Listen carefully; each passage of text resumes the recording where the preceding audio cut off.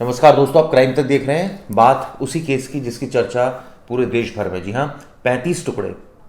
ऐसी कौन सी बात हो गई थी या ऐसी कौन कौन सी बातें हो गई थी जिसकी वजह से आफताब ने इस घटना को अंजाम दिया। दीपिका, ये बड़ा ही ज़बरदस्त, एक तरह से कहा जाए ज़बरदस्त नहीं कहूँगा, विभत्स मामला, जिसमें एक शख्स ने 35 टुकड़े कर दिए, फ्रिज में रख दिए और मौका पाकर वो जो है उसको एक एक डंप कर रहा था। और ऐसी जगह ऑब्वियसली जब भी कोई मतलब इस तरह की नॉर्मल साइकोलॉजी होती है, उसमें यही होता है कि शख्स ऐसी जगह फेंकता है चीज़ों को ताकि वहाँ से रिकवरी ना हो सके। मतलब आप यूजुअली कोई चीज़ अगर मान लीजिए फ़र्ज़ कीजिए चूहा फेंकने जा रहे हैं, तो भी आप ऐसी जगह फेंकेंगे कि वो वापसी ना कर जाए। तो ये तो खैर ये अलग चीज़ हो गई। तो इस केस में अब रिकवरी हो रही है, क्या जंगल में फेंक दिया या कई ऐसी चीज़ें होंगी जो अभी नहीं मिल पाएंगी?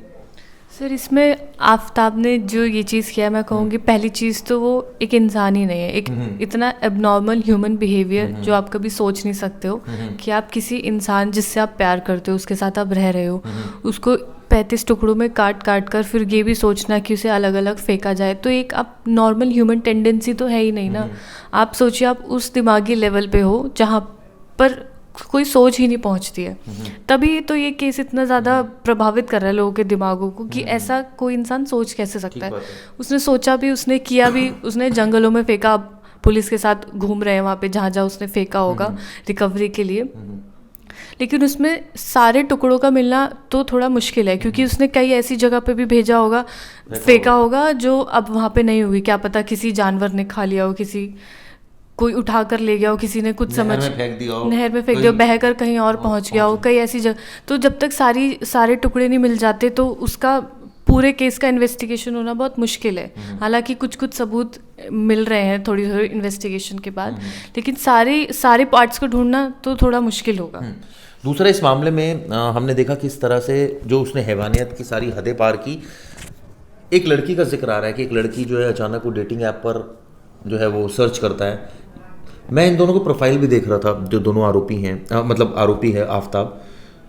उसमें लिखा है कि भाई एक फ्रीडम लवर है, मतलब अपनी फैमिली से अगेंस्ट में चले गए। लिव इन में रहना मिडिल क्लास फैमिली के लिए एक्सेप्टेबल ही नहीं है। या तो शादी करो, अगर आप भाग भी रहे हो तो शादी करो। आप भाग रहे हो और शादी नहीं कर रहे हो, लिव इन रह रहे हो, ये तो एक मतलब बिल्कुल मिडिल क्लास फैमिली एक्सेप्ट ही नहीं करती है चीज़ों को। उसके बावजूद ये रह रहे हैं। इसकी मदर की डेथ हुई तो ये वहाँ जाती है। उसके फादर वो बताती है कि आफताब मेरे साथ मारपीट करता है। अब किन बातों को लेकर मारपीट होती है? क्योंकि मुझे ये लगता है दीपिका कि इस तरह के केसेस में जब आप अकेले रह रहे होते हो तब आपको दाल और चीनी का भाव पता लगता है। तब आपको सारा काम खुद करना है, यानी कि आपको फ्लश साफ करने से लेकर, खाना बनाने से लेकर, कपड़े धोने से लेकर, बर्तन खरीदने से लेकर, सब्जी लाने से लेकर, बनाने से लेकर, सब काम आपको करना है। फिर आपको इसमें कोई इफ एंड बट नहीं है। आप ही क्योंकि नहीं करोगे तो नहीं होगा वो काम। वो फिर आप बाहर से चीज़ें जो है मंगा रहे होगे, कितने दिन बाहर से मंगाए। तो मुझे लगता है ये एक बहुत बड़ा ईगो इशू रहता है घरों में। ये हस्बैंड वाइफ में ये सब चीज़ें रहती हैं कि छोटी छोटी बातों पर एकदम इस तरह के आर्गुमेंट्स हो जाते हैं। बहुत अजीब अजीब बातों पर हो जाते हैं कई बार आर्गुमेंट्स। उसमें देखिए, जब हस्बैंड वाइफ होते हैं ना तो रिस्पॉन्सिबिलिटी आपकी बढ़ जाती है। लेकिन अगर आप लिव इन रिलेशनशिप में रह रहे हैं और आपका नया नया प्यार है, आप साथ में रह रहे हैं, शुरुआती चीज़ें बहुत अच्छी हुई, लेकिन जब जिम्मेदारी कंधों पर आती है तो दोनों लोग मुकरने लगते हैं। क्योंकि अगर आप अपनी गर्लफ्रेंड से बोलेंगे कि जाके टॉयलेट साफ कर, उसकी ईगो बीच में आ जाएगी। आप अपने बॉयफ्रेंड को बोलोगे जाके साफ कर, उसकी ईगो। तो कहीं ना कहीं ये क्लैशेस होते रहते हैं और इनके बीच में भी लड़ाई झगड़े की क्या वजह रही है वो तो आफताब अब बताएगा, क्योंकि श्रद्धा तो अब है नहीं, वो नहीं बता सकती। क्योंकि अपने पॉइंट्स खुलकर तभी इंसान बता पाता है जब वो जिंदा हो। वो है ही नहीं तो कौन बताएगा। लेकिन दोनों की क्योंकि यंग माइंड्स थे, अब यंग माइंड के बीच में किन चीज़ों को लेकर बहस हो सकती है, वो मतलब जहाँ तक समझा जाए वो यही कि एक दूसरे के खर्चे उठाना, घर का खर्चा, क्योंकि परिवार से अलग रह रहे हैं, ऑब्वियसली बहुत खर्चे हो जाते हैं। आपके फ्लैट का रेंट, आपकी सब्जी, आपका खाना, आपके कपड़े, सब कुछ इंक्लूडेड होता है। दोनों के बीच में या तो रिलेशनशिप को लेकर झगड़ा हुआ हो या इन सब चीज़ों को लेकर झगड़ा हो। वो शादी का प्रेशर था, एक जन नहीं करना चाहता था, एक करना चाहता था, उसके बावजूद वो लोग रह रहे थे। श्रद्धा की फैमिली को पसंद नहीं था कि श्रद्धा लिव इन में रहे, क्योंकि उन्हें पता था, क्योंकि आफताब उससे मारपीट करता था। कहीं ना कहीं एक फादर को पता था कि वो मेरी बेटी को नहीं खुश रख पाएगा। एक चीज़ और भी इसमें देखने में आई कि उसके फादर का भी अपनी मदर से, मतलब उसकी जो मदर थी उससे नहीं बनती थी, वो अलग रहते थे। वो दोनों ही जो वहाँ एक रोड है, फेमस रोड है महाराष्ट्र में, वहाँ पर ये रहते थे अलग अलग सोसाइटियों में। कहने का मतलब ये है कि परिवार में उसने देखा सब चीज़ें छिन्न भिन्न होती, रिलेशंस टूटते हुए। तो शायद अब उसको इतनी फ्रीडम अचानक एकदम, जैसे होता है ना यंगस्टर्स को बड़ी फ्रीडम चाहिए होती है कि आप मम्मी पापा एकदम बोलते हैं कि आप मेरी फ्रीडम में मत घुसो, आप मुझे टोकते हो, पार्टी करने से टोकते हो, मुझे बाहर जाने से टोकते हो, मुझे ऐसे कहते हो।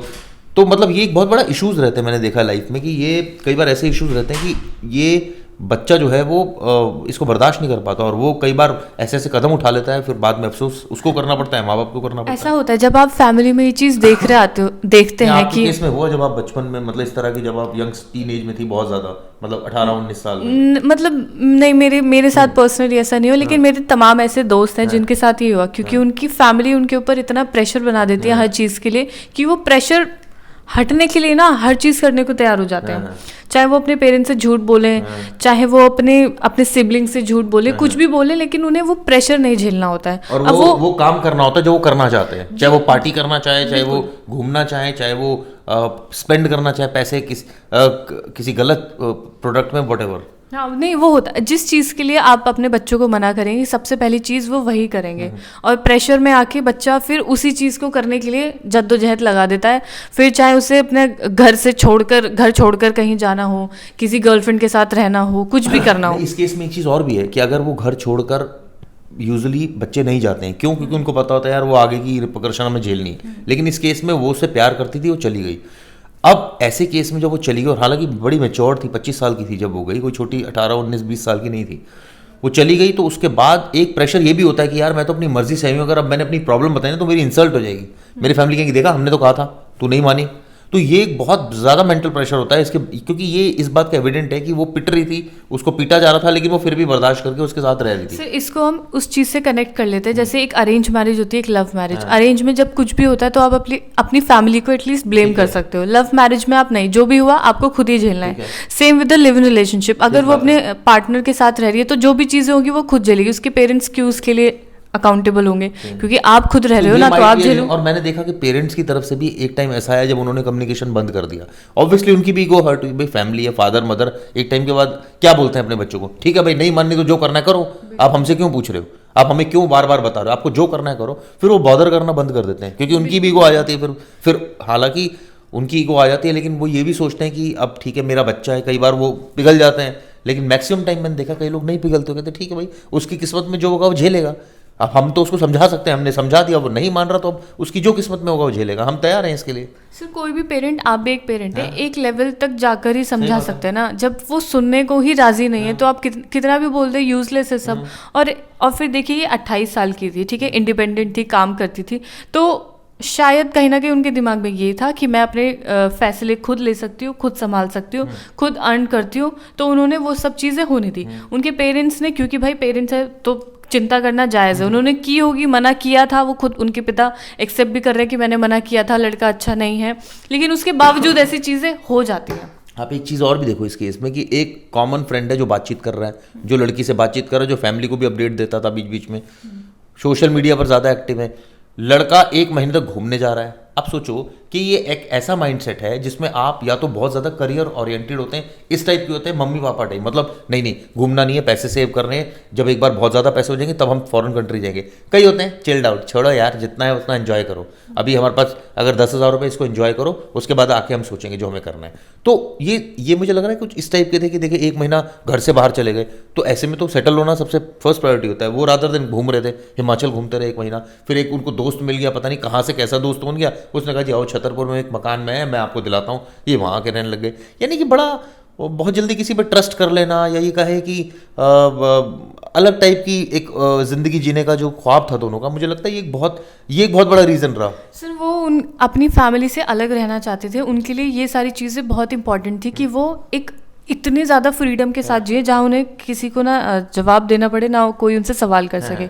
अगर यहीं कहीं बहुत प्यार मोहब्बत वाला केस ये होता कि बॉयफ्रेंड को बहुत ज़्यादा लग रहा है कि मेरी गर्लफ्रेंड के साथ सब ठीक रहे सब, तो वो रोकता उसको, वो उसको समझाता कि ये चीज़ गलत। कोई भी दोस्त कहीं भी मिल रहा है, साथ में घूम रहे हैं, वो आपकी गर्लफ्रेंड के साथ कल को क्या कर दे क्या नहीं करे आपको क्या पता। अगर आप इतने केयरिंग हो तो एटलीस्ट आप इन चीज़ों का ध्यान रखो। आफ्ताब को कोई मतलब ही नहीं था, वो उसके पैसे खर्च कर रहा होगा, वो उसके पैसे, आपस में बस उन्हें फ्रीडम चाहिए थी। यहाँ भी ये पता चला कि वो एक ही बंदा अर्न कर रहा था, तो दूसरा जब अर्न नहीं कर रहा है तो ऑब्वियसली वो बैकहैंड पर ही रहेगा, उसके ऊपर ज़्यादा दबाव डाला जाएगा। भैया कई बार ऐसा भी होता होगा, यार मैं तो तुम्हारे चक्कर में घर छोड़ के आ गई, मेरे पास तो इतना था, तुम बेवकूफ़ के चक्कर में आ गई। कई बार ऐसी भी आर्गूमेंट हो आती है, इस लेवल पर भी चली जाती है कि मैंने जीवन की सबसे बड़ी गलती कर दी, तुम्हारे साथ आ गई, तुम जो है मुझे फैसिलिटी नहीं दे पा रहे हो, तुम अपना खर्चा नहीं उठा पा रहे हो, या तुम हो सकता है कोई इसमें ऐसा एंगल भी हो कि ड्रग या LGBT कम्युनिटी वाला एंगल भी जो हमें नज़र आ रहा है, कि वो भी एंगल हो कि भाई कुछ और एंगल की तरफ भी जा रहा है, और ये भी हो कि पैसे ऑब्वियसली किल्लत हो जिसकी वजह से इश्यूज आ रहे हो। क्योंकि देखिए काम करना अलग चीज़ है, उसके लिए भी इशू आ सकता है, लेकिन पैसा नहीं हो वो एक बहुत बड़ा प्राइम इशू होता है। क्योंकि आजकल के रिलेशनशिप में सर पैसा सबसे बड़ा इशू हो गया है। अगर वो नहीं है तो देखिए ना आप, कितने ही ज़्यादा मर्डर केसेस हैं, कितने ही ज़्यादा लड़की को छोड़ देना, कुछ भी कर देना, बहुत सारी चीज़ें पैसों से शुरू होती है, वहीं खत्म हो जाती है। और ऐसे लोगों के लिए रिलेशन एक्सेप्ट करना और उसको छोड़ना भी उतना आसान है। वो लोग कहते हैं ठीक है एग्री, हम दोनों म्यूचुअली डिवोर्स ले लेते हैं, मतलब उनको हर चीज़ इतनी ईजी लगती है और उनको लगता है कि समाज में ठीक है, लोग हमें क्या बोलेंगे, डिवोर्स ही तो क्या हो गया, पूरी दुनिया डिवोर्स ही, क्या फर्क पड़ता है। एक्स्ट्रा मॉडर्न जो बनने की वो जो कोशिश जो है, जो मुझे समझ में आया। और इसमें एक लड़का ये अर्न कर रहा था आफ्ताब, तो ऑब्वियसली वो अर्न नहीं कर रही थी, तो हो सकता है कि वो उसको ताने भी मारता हो कि तू अर्न कर, तू कुछ कमा। ये भी हो सकता है कि वो लड़की जो है वो ये कह रही हो कि मेरी ज़िंदगी बर्बाद हो गई तेरे चक्कर में, मैं यहाँ आ गई, तू मुझे मारता भी पीटता, क्योंकि इसमें पहले भी एक फैक्ट आ चुका है कि उसके साथ मारपीट होती थी, तो ऑब्वियसली मारपीट होती थी तो बर्दाश्त क्यों कर रही थी, इसका मतलब या तो वो प्यार करती थी या कोई और रीज़न रहा होगा साथ में जुड़ने का। बिल्कुल हो सकता है कि क्योंकि आप घर से अलग रह रहे हो, तो हो सकता है ना वो उसके ऊपर डिपेंडेंट हो, तो इस वजह से चाहे आप सुनो चाहे कुछ भी करो तो ऐसी चीज़ें हो जाती है कि तो कुल मिलाकर दर्शकों आप क्या सोचते हो इस मामले पे, अपने ढेरों कमेंट्स हमें भेजें, क्योंकि ये जो मामला है ये जैसा दिख रहा है वैसा नहीं है। 35 टुकड़े करना कोई आसान बात नहीं है। वो ठीक है कि आपने इसलिए सर्च करके सारा पता कर लिया कैसे होते हैं क्या होते हैं, लेकिन आप यकीन मानिए कि जिससे आप प्यार करते हो उसी की आप हत्या के लिए तैयार हो जाओ, या ये हत्या कुछ इस तरह से हुई कि एक्सीडेंटल हो गई कि आपको गुस्से में आपने उसका गला पकड़ लिया। कई बार होता है बहुत गुस्से में आपने गला पकड़ लिया और उस मोमेंटरी वो मर गई, आप मारना नहीं चाह रहे थे, आप गुस्सा जाहिर करना जरूर चाह रहे थे लेकिन आप उसको मारना नहीं चाह रहे थे, और सडनली वो कोलैप्स हो गई। तो ये भी हो सकता है, खैर जांच होगी, जांच के बाद और बहुत सारी स्थितियां साफ होंगी। सबूत जुटाना भी पुलिस के लिए टेढ़ी खीर है, क्योंकि बहुत पुराने एविडेंसेज हैं, मिलेंगे नहीं मिलेंगे, DNA मैच होगा नहीं होगा, फॉरेंसिक साइंस कैसे कोरिलेट करेगी, देखने वाली बात होगी। फिलहाल के लिए शुक्रिया।